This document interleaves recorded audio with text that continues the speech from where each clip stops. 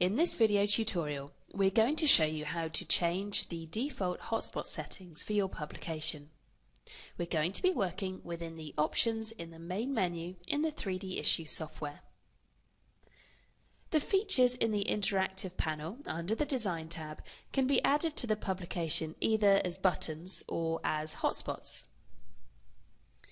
Each individual hotspot can be changed in size and color. And in this video, we're going to show you how to set the default settings for all of the hotspots globally.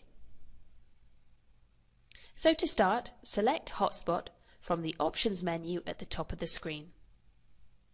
The window is divided into two areas. We have Rollover and Rollout.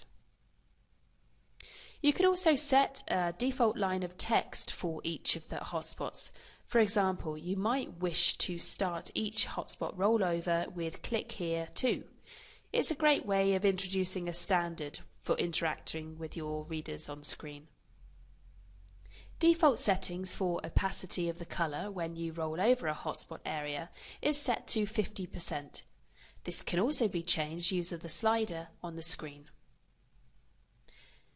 The default color for the rollover is white, but you can change this to be more in line with your corporate colors from the color palette shown on the screen now.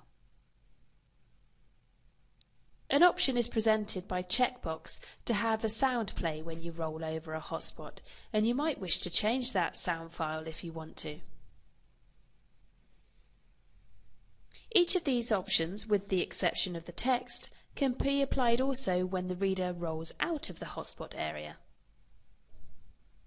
The box at the bottom of the dialog box can be clicked to have your new settings applied to all existing hotspots that may be already in the publication. This will override all existing settings.